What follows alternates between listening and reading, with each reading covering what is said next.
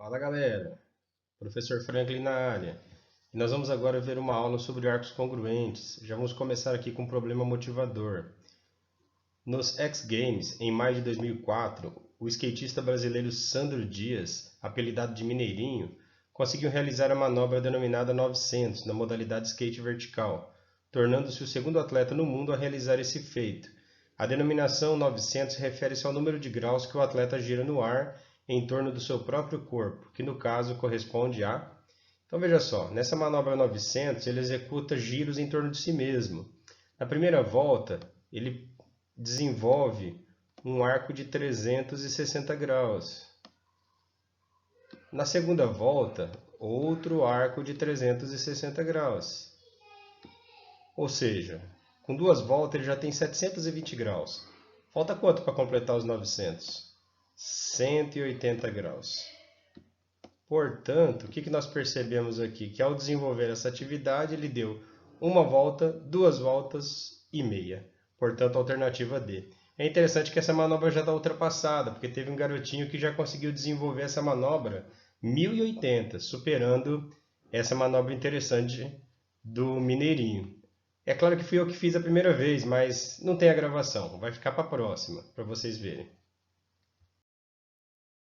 Antes de falarmos sobre arcos congruentes, vamos primeiro entender o que significa a circunferência trigonométrica.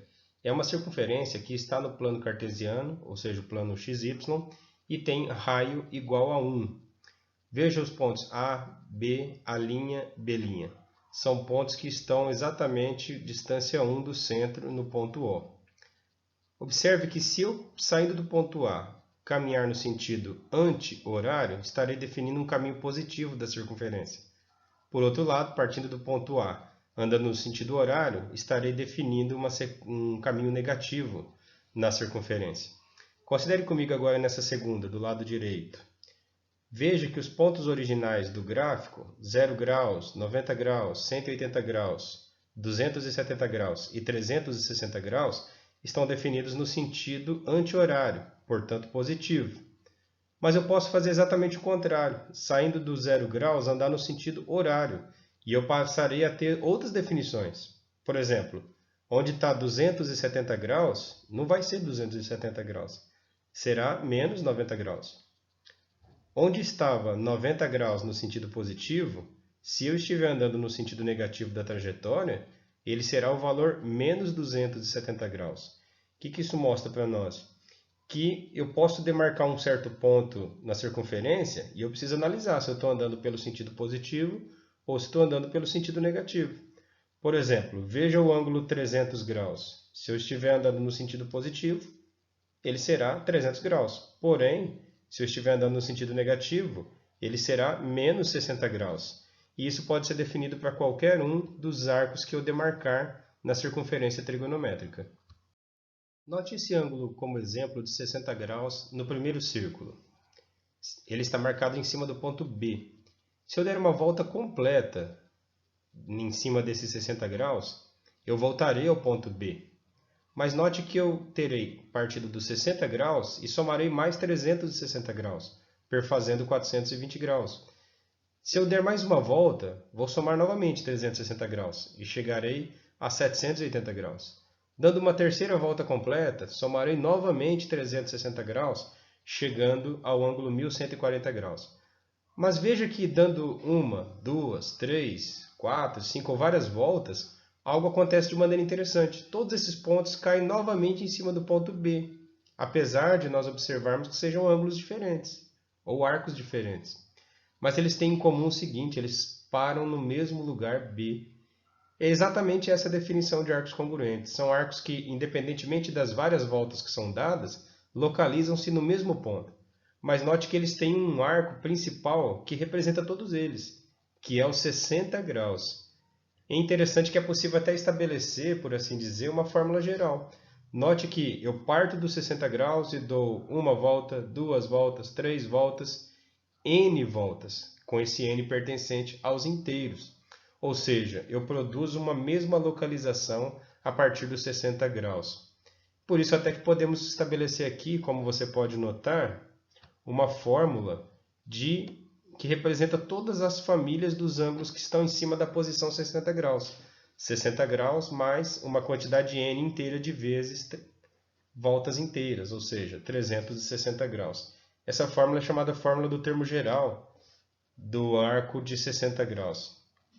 E o mesmo pode acontecer com outros arcos, por exemplo, se eu tivesse ao invés de usar o 60, usado o 30, usado o 45, eu geraria novas famílias de arcos. Por exemplo, a família do 30 graus geraria para nós a seguinte família de arcos: 30, 390, 750, 1110. Se eu tivesse, por exemplo, na família do 45 graus, 45 graus, mais 360, 405, mais 360, 765, mais 360, 1125 e assim por diante. Veja que é possível, a partir de qualquer arco que eu tiver, criar uma família de arcos.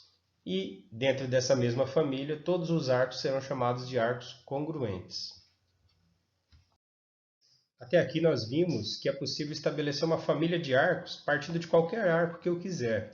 E eu vou somando voltas completas e vou estabelecendo quem faz parte dessa família de arcos, que na verdade tem o nome bonito de arcos congruentes. Mas isso nós vimos até aqui em graus.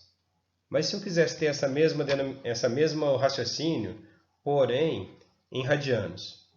Bem, a ideia é idêntica, apenas vamos fazer uma tradução da linguagem em graus para uma linguagem em radianos. Então, veja a mesma tabela que está no slide anterior, combinada com o correspondente em graus.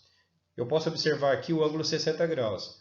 Quanto vale o ângulo 60 graus em radianos? Ele vale π, desculpe a letra aí, porque eu ainda não estou com a minha mesa digitalizadora, π sobre 3. Veja que é exatamente isso, ó, 60 graus, π sobre 3. Só que aí eu dou uma volta completa, então mais 360. Mas aqui, dando uma volta completa em radianos, não vai mais ser mais 360. Vai ser 60 graus, ou seja, π sobre 3, mais uma volta completa. Uma volta completa é 2π. Portanto, chegarei no ângulo 7π sobre 3. Mais uma volta completa. Chegarei no ângulo 13π sobre 3. Mais uma volta completa. Chegarei no arco 19π sobre 3. Perceba que eu, da mesma maneira que tinha em graus, eu passo a ter em radianos. Vários arcos que se posicionam no mesmo lugar, após dar uma volta completa. A diferença é que, em graus, uma volta completa a gente somava 360 graus. Em radianos, quando vamos somar uma volta completa, vamos indicar pela soma mais 2π. E esse n agora que nós vemos aqui na fórmula geral, acontece a mesma coisa que acontecia em graus. Veja só, o arco de partida 60 graus, o arco de partida π sobre 3, mais n pertencente aos inteiros, vezes uma volta completa, que era 360 graus. Mas agora uma volta completa é 2π. Nós vimos até aqui a questão dos arcos congruentes. Ou seja, você tem um arco de partida, você dá uma volta, 2 voltas, 3 voltas, 4 voltas, infinitas voltas. Ou seja, vai somando mais 360, mais 360, mais 360 e assim por diante. Vamos dar um exemplo. Se o meu arco de partida for o 30 graus, mais 360, 390, mais 360, 750, mais 360, 1110 e assim por diante. Agora pensa na pergunta invertida. Se eu te desse o arco 5.790 graus, de qual família que ele vem? Bem, demora tempo para ir somando de 360 em 360 até chegar no 5.790 e ver de que família que ele é. E além disso, talvez você comece por um representante errado. Então tem uma estratégia. Qual que é a estratégia? Você pega o arco, no caso aqui 5.790, e divide por 360. Ou seja, você quer saber quantas voltas completas dá para fazer e o quanto sobra. No exemplo aqui, olha, 5.790 dividido por 360, inicialmente dá para dividir por 1. 1 vezes 360 dá 360, sobra resto 219, baixo zero. Depois dá para dividir por 6. 6 vezes 360, 2.160 e sobra um resto 30. O que nós percebemos aqui? Note que a divisão deu 16 e sobrou um resto 30. O que isso significa? que com o arco 5.790 eu consigo dar 16 voltas completas. E quando eu vou começar a 17ª volta, eu paro em que arco? No arco 30 graus. Isso quer dizer o seguinte, que o 5.790 é da família do 30 graus. Então, ele é a primeira determinação positiva do 5.790. Ou seja, o 5.790 pertence à família do 30 graus. Até aqui tudo bem, mas e se o arco estiver em radianos? Como é que a gente faz? Bem, a gente faz um procedimento interessante. Inicialmente, nós pegamos a fração, no caso do nosso exemplo aqui, 49π sobre 6 radianos, e separamos essa fração. Mas como é que separa? A gente vai separar de tal maneira que nessa segunda fração o resultado dê um resultado par. Então, por exemplo, se eu já separei ali, ó, π para um lado, significa que sobrou aqui 48π, certo? Só que não apenas separar num valor par. Separar num valor par de tal maneira que o valor no numerador dessa segunda fração, ao ser dividido pelo 6, resulte num número par, que é o que vai acontecer aqui. Veja só, repetindo aqui a primeira fração, π sobre 6. Olha o resultado que dá aqui nessa segunda fração.